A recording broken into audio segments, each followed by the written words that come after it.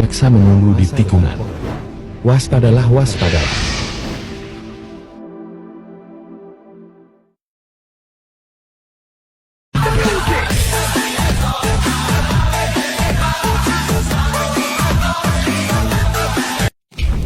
Upaya meruntuhkan institusi Polri dan kepemimpinan.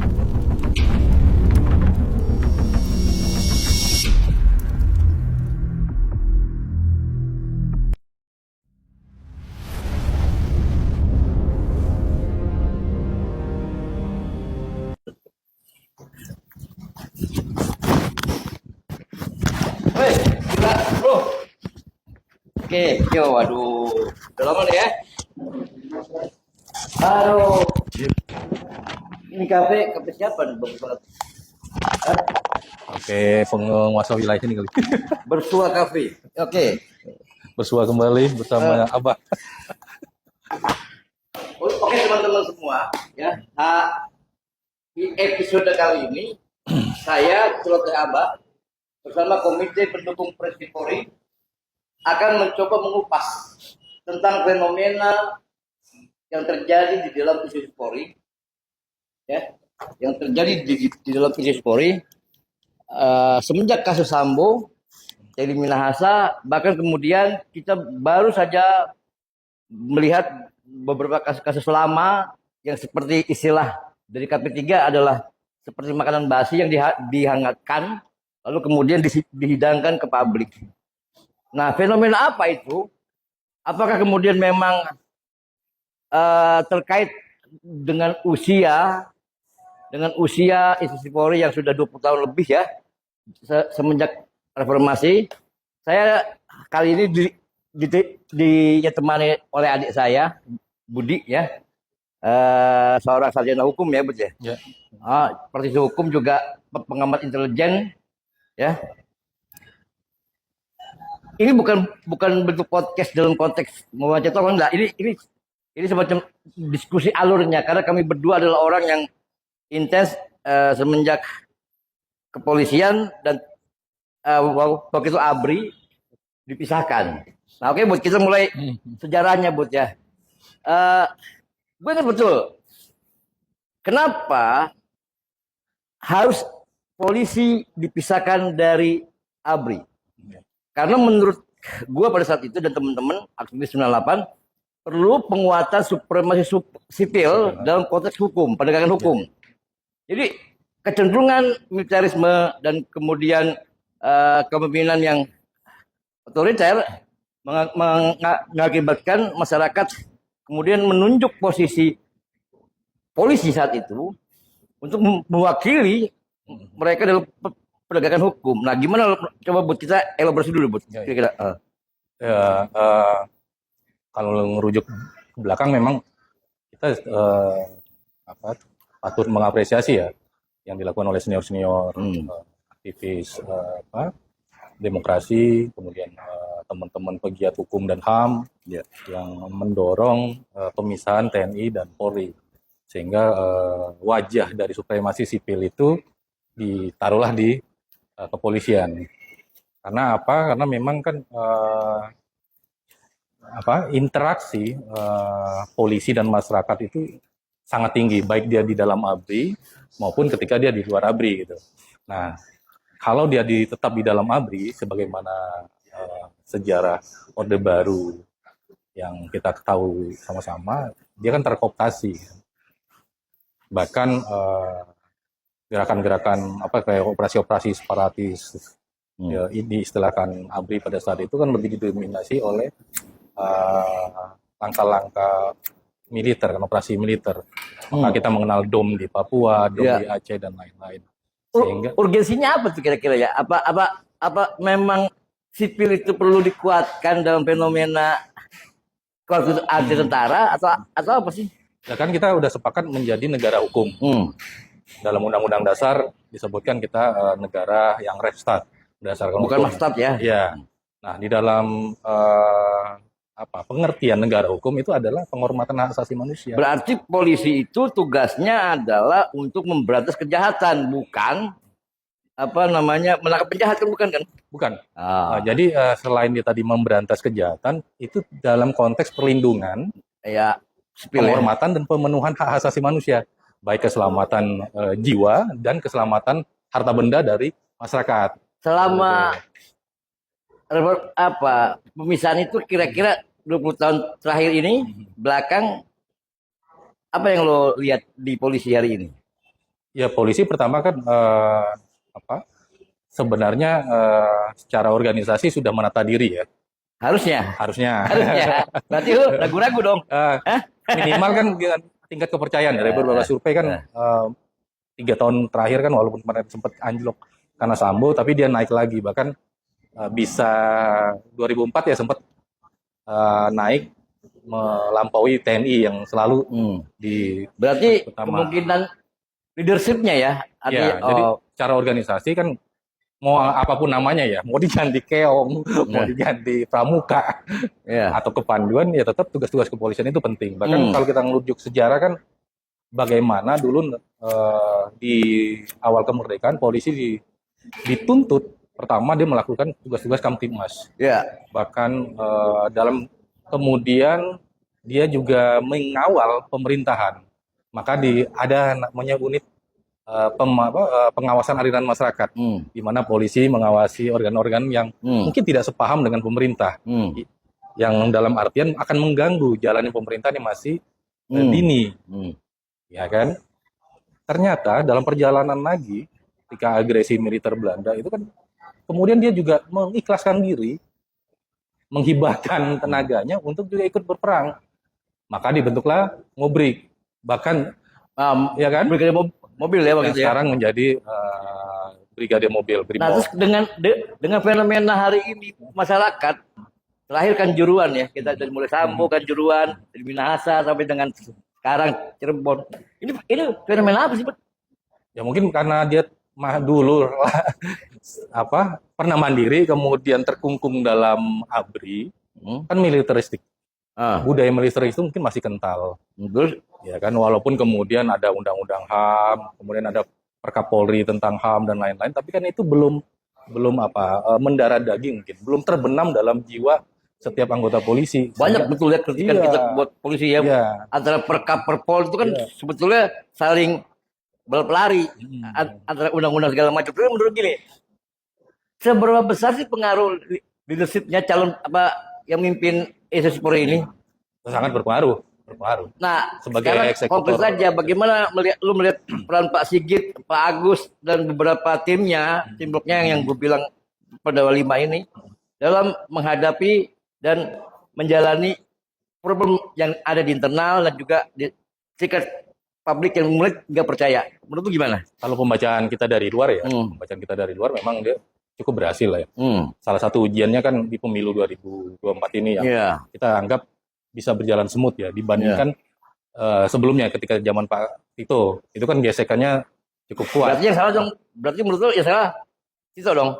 Ya ada internalnya, ada eksternal. Di internalnya mungkin kan kemarin yang kerek pembacaannya ya, masalahnya mungkin atau pendekatan untuk penyelesaian masalahnya dalam hal eksekusi, menggerakkan sumber daya Polri, baik pencegahan sampai pada tingkat represifnya mungkin yang ini kan menarik, berbeda gitu. Besok tanggal 20 Oktober Prabowo dilantik jadi presiden, latar belakangnya militer ya. Bahkan kita tahu lah kecemburuan antara militer dengan sipil ini dengan Polri ini luar biasa. Tergantung terkait budget terutama ya. Bagaimana pandangan bagaimana pandangan lu conditioning internal Polri terhadap kepemimpinan Prabowo ke depan, dan apa yang akan Prabowo lakukan untuk kemudian membenahi Polri sesuai harapan masyarakat, terutama tentang penegakan hukum yang berkeadilan. Gimana menurut lo? Ya kalau lihat dari visi misinya memang kan nggak terlalu banyak ya menyinggung tentang reformasi keamanan atau khususnya Polri, bahkan sedikit janji hanya menaikkan gaji misalnya, kemudian modernisasi alat. Kedepannya memang Prabowo harus ikhlas bahwa polisi harus menjadi lagi-lagi supremasi sipil ya. Supremasi sipil ini harus tetap dikedepankan. Berarti yang Prabowo harus lakukan adalah mengevaluasi, menambahkan fungsi pengawasan yang melibatkan partisipasi masyarakat. Ya. Kan gitu. Karena kan dalam Undang-Undang nomor 12 tahun 2002 itu kan ada namanya partisipasi publik. Masalahnya kan sekarang ini tadi background atau belakang militer yang masih ada di dalam polisi yang tidak ansis sebagai sipil ya. Ya. Nah, sekarang lagi ada yang menarik Bu tentang MK ya kan dan kewenangan jaksa. Ini kan berarti ada kecenderungan juga ketika polisi sedang mengalami badai masalah, instrumen penegakan hukum yang lainnya mencoba menyalip di belokan ya kan kayak Rossi gitu ya. Fenomena apa itu, Bu? Apakah memang di dalam payung institusi hukum ini diperbolehkan seperti itu? Karena kan tahu gua asesmen itu kan artinya saling bekerja sama antara lembaga penegak hukum yaitu polisi, jaksa dan hakim serta pengacara. Ya, apa yang menjadi itu? Pasti kan soal kewenangan, fungsi ada implikasinya ya. Mungkin ada advantage yang didapat lah, privilege mungkin ketika mereka menjalankan fungsi-fungsi itu gitu kan. Nah ini kembali memang tadi ke figur kepemimpinan, bagaimana organisasi harusnya dijalankan dengan rule ya, sehingga tidak ada kecemburuan kan. Tapi kalau dianggap di sana dengan tambahan fungsi ini, tambahan pekerjaan ini ada keuntungan lahan basah lah misalnya, yang kemudian diperebutkan ya itu kita sangat ironis. Ini tingkat masyarakat marah sudah mulai. Atau mungkin ada ketersinggungan misalnya terkait kejaksaan misalnya kan. Doktrin yang kita pahami dulu kan jaksa itu tunggal, ya. Satu-satunya penuntut kan. Dari tingkat bawah sampai Kejaksaan Agung itu tunggal. Tapi dengan hadirnya KPK, kewenangan itu dibelah. Ada kewenangan penuntutan. Kalau mau gini, kalau gini, di eranya Jokowi, fungsi dan kedudukan itu kan dibatasi oleh pimpinan di atasnya mereka, yaitu presiden. Kejaksaan dan polisi dan hakim memang di bawah presiden kan semuanya. Tetapi dalam fenomena politiknya kejaksaan ada di partai politik, ya kan? Nah, polisi di bawah presiden. Apakah ini sanggup oleh Prabowo untuk dimodifikasi atau dibenahi? Ya harusnya. Kita hanya berharap soalnya. Kalau memberikan kepastian agak susah ya. Loh, kejaksaan tanpa diberikan kewenangan saja banyak pinangki kok gitu. Apalagi dikasih kewenangan yang penuh dalam urusan korupsi. Jangan-jangan dia bisa meres loh. Makanya kan lagi-lagi kan kita kontrol semua kan jadi, dan ketika ketidakpercayaan publik misalnya ngelihat kejaksaan ya, dari kejaksaan kan kalau dari surveinya tuh kerap kali di luar 3 besar, ya kan? Kalau polisi masih di 1-2 kan, minimal 3 besar masuk lah. Gitu. Kalau kejaksaan kadang-kadang terdepak begini. Jadi lu sepakat nih ditambah atau nggak perlu? Mestinya ditutup aja dia sebagai penuntutan. Karena apa? Kalau dia jadi penyidikan nanti kan banyak juga undang-undang tertentu ya, pidana-pidana tertentu kayak pidana lingkungan, illegal logging dan lain-lain yang di sana ada penyidik sipil. Akankah Prabowo berani membatasi itu? Harusnya berani sih. Dengan latar belakang dia sebagai militer, apalagi udah jenderal penuh ya. Kemarin dinobatkan, mestinya berani. Ini kan Prabowo ini kan baru akan memulainya dengan kondisi yang sangat carut marut, apalagi masalah hukum. Seberapa kuat insting lu Prabowo mampu? Kalau ngelihat kan latar belakang jaksa kan dulu juga bagian dari tentara ya. Ya, memang. Banyak diisi yang jaksa-jaksa militer kan waktu itu. Harusnya hitahnya diperkuat lagi sebagai lembaga penuntutan. Jadi dia hanya menuntut aja satu tunggal gitu. Biarkanlah itu dia tersebar satu sesuai KUHP kan ada di kepolisian sebagai penyidik kan. Ini fenomena ugal-ugalan MK atau memang ada pesanan dari tentu ingin ikut serta mendiskusikan Polri, terutama menjelang revisi Undang-Undang Polri. Artinya banyak hal yang kemudian membuat polisi seakan-akan buruk-buruk rupa dicermin. Bisa jadi ya persaingan ya, kompetisi antar lembaga ya. Di antar lembaga atau di internal?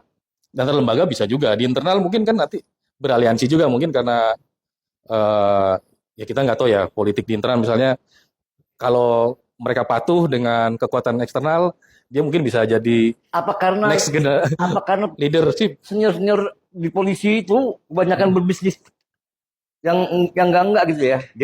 Mungkin Jadi ya. mereka mengotori institusi gitu. Ya bisa jadi pakai ya. Oh. Ketika misalnya bersinggungan dengan Pertanyaannya, berani nggak Prabowo untuk tidak mengikutkan senior-senior mereka di dalam kabinet? Berani nggak Prabowo? kalau ngelihatnya sih agak kurang ya. Karena kan kemarin tipenya melanjutkan. Eh, Nah, kita khawatir melanjutkan juga yang kurang-kurang dari Jokowi kemarin kan. Termasuk mungkin ya dengan kalau dia melanjutkan carun marut ya bahaya gitu kan. Jadi apa yang harus diambil Prabowo ke depan dengan fenomena yang terkini saat ini? Ya kalau dia ingin naik lagi di periode yang akan datang, dia harusnya mencari simpati masyarakat.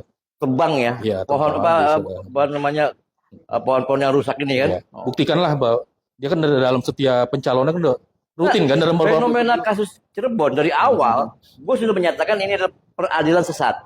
Tapi karena kita punya KUHAP dan di mana ketika sudah diputuskan oleh Mahkamah Agung dan itu inkrah, kita nggak bisa dong. Ada jalannya, yaitu kembali lagi ke titik nol. Kita menyelidiki ada nggak pelanggaran prosedural dan sebagainya. Makanya tadi di awal gue mengangkat dua temanya itu tentang Cirebon ini adalah fenomena peradilan sesat. Nah, kok kelihatannya Polri dan kepemimpinan hari ini bimbang, ada apa sih? ya kalau dari personalnya mungkin ya jangan-jangan gue besok diganti misalnya kan. Ada ketidakpastian juga sehingga misalnya nasibnya gimana nih mungkin dari pucuk pimpinannya misalnya kan. Tapi secara organisasi harusnya kan dia berkelanjutan. Apa yang sudah dijalankan kemarin dan apa yang belum dilaksanakan harusnya berarti menurut lo dilanjutkan. ada grand design untuk melemahkan Polri, Melemahkan mungkin menghancurkan atau kemudian menciptakan opini Polri udahlah nggak usah dikasih kewenangan yang aneh-aneh, udah kerjakan saja gitu. pasti banyak lah ingin menggerogoti ya, Dan kejaksaan mengambil keuntungan gitu. Bisa jadi. Oh, serem bener nih negara. Ya, karena kan walaupun memang ini perintah undang-undang ya kata kejaksaan kan, tapi misalnya dari beberapa literatur segala macam kan ada semacam gambaran kekecewaan tadi. Sempat aku singgung misalnya ketika kewenangan penuntutan, ketika marwah satu-satunya jaksa sebagai penuntut itu diambil oleh KPK, memang ada jaksa di sana, tapi kan dia tidak bertanggung jawab pada Kejati, tidak bertanggung jawab pada Kejagung, bertanggung jawab pada komisioner kan. Komisioner. Nah itu kan ada ketersinggungan ketika dia dipretelin, wibawahnya, marwahnya itu dipretelin gitu.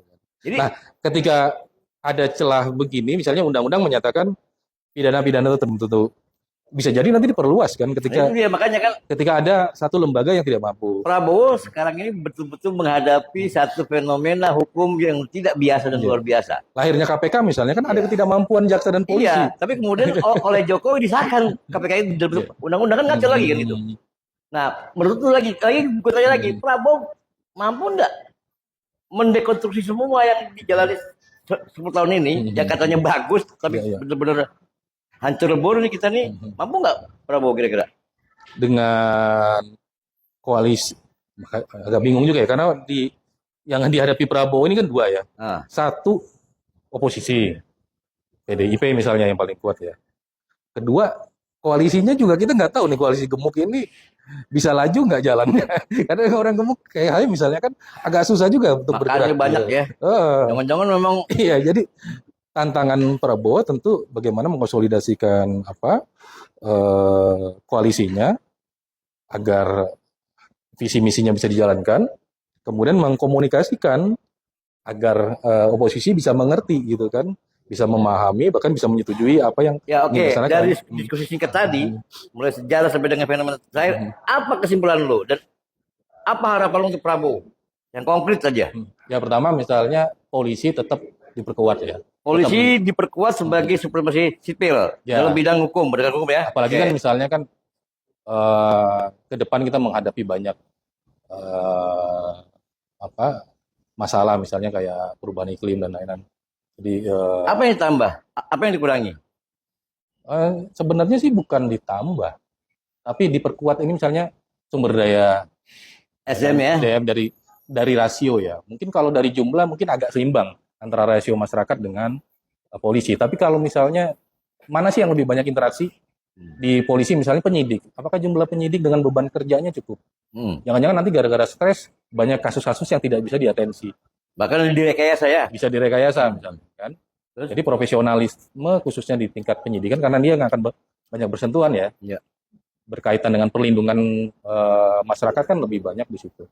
Kemudian hak asasi manusia harus menjadi roh ya di dalam polisi untuk bertindak karena kita khawatir nanti mereka khususnya dalam konflik-konflik agraria ya.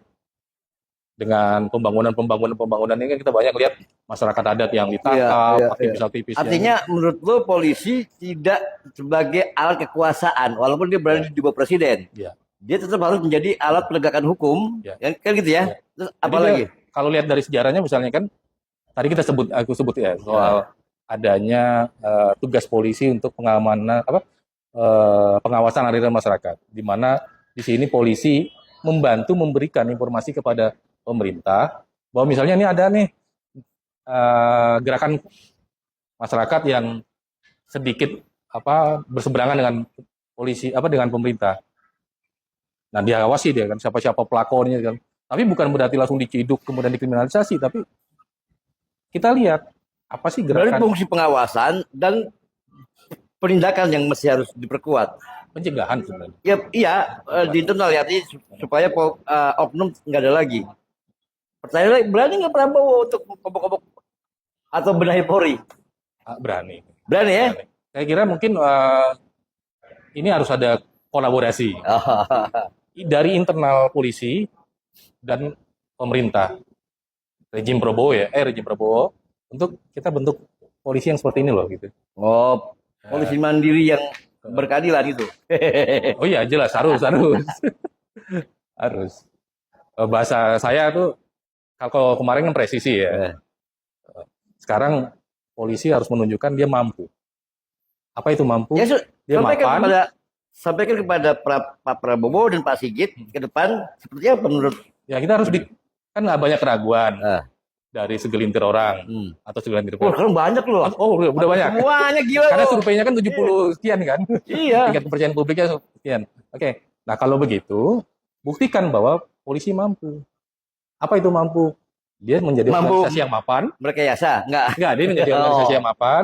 Dia menjadi organisasi yang modern, profesional, ya kan? Punya integritas. Dan nah ini yang sering harus ada aturan di mana di tingkat Polsek dan Polres penyidiknya harus S1 minimal. Ya itu tadi dalam konteks profesionalisme harusnya. Iya, karena polisi tanpa otak. Ke depan kita khawatir kan ada tindakan kriminal yang non tradisional kan. Oh, mengenai hutang dan krisis ekonomi. Apa menurut lo peran polisi untuk mengembalikan kembali uang-uang negara? Kan setahu gue juga banyak kasus-kasus zaman dulu yang memang disengaja oleh oknum-oknum jenderal untuk diperas. Nah, bagaimana menurut lo? Ya kalau itu masih menjadi hutang pekerjaan harusnya diselesaikan lah. Oke. Ya kan kemudian kan juga ke depannya terhadap aktivitas ilegal, bisnis ilegal lah. Situs-situs bisnis ilegal ini harus dibabat. Berarti polisi masih dibutuhkan dalam fenomena hari ini. Harus. Apa kita bubarkan sekalian? Diganti nama pun tadi tugas-tugasnya sama. Tugas-tugas kepolisian itu tetap kembali lagi kepada faktor kepemimpinannya. Ya karena kan masyarakat misalnya bicara human security ya. Kita butuh keamanan pangan, kita butuh kesehatan, kita butuh lingkungan yang baik, bahkan sampai kita butuh hak asasi manusia kita dihormati, dilindungi. Nah, ini kan ada tugas polisi, misalnya pangan. Kalau ada stok langka, kan polisi kemarin misalnya beberapa tahun yang lalu operasi pasar tuh, pasar induk, kenapa ada Berarti Beras yang dioplos misalnya. Pak Kan? Prabowo harus melakukan formulasi penindakan yang tegas di dalam internal polisi. Bukan lagi sekedar penyalahgunaan kewenangan, tapi ditindak tegas seperti layaknya masyarakat yang melanggar aturan. Apalagi dia tahu hukum kan, berarti jauh lebih berat hukumannya ketika dia melanggar. Begitu. Betul. Oke teman-teman, sekelumit waktu yang kita diskusikan singkat memang, tapi inilah unek-unek dari hampir seluruh masyarakat Indonesia terhadap fenomena polisi. Ya, polisi buat mereka dibutuhkan, tapi kadang-kadang juga ya bukan tidak mungkin polisi juga manusia. Ya, istilah katanya Habib yang buta itu awama adrul kama fulus, awama adrul kama jabatan. Nah sekarang tinggal kita cari integritas seorang pemimpin yang baik seperti apa, dan mungkin dengan fenomena seorang Listio Sigit sudah menuju ke arah yang lebih baik, walaupun memang faktor X-nya yaitu senioritas dan segala macam juga menjadi kendala, apalagi di akhir-akhir ini kita lihat ada upaya dekonstruksi yang luar biasa terhadap polisi sehingga citra dan opininya menjadi rusak. Mungkin mau nambahkan kali Pak ya. Silakan. Sejarah kan kayaknya menunjukkan ke kita ya Pak, bahwa polisi tidak berpolitik, tapi polisi paham politik dan dia mampu menjaga dirinya tidak terseret arus politik. Nah mudah-mudahan pemimpin-pemimpin itu punya cara berselancar di arus politik. Kesimpulannya, pemimpin yang baik adalah tidak menggunakan polisi sebagai alat kekuasaan, tapi menggunakan polisi untuk kepentingan penegakan hukum yang berkeadilan. Oke, teman-teman, sekian dari saya dan Budi.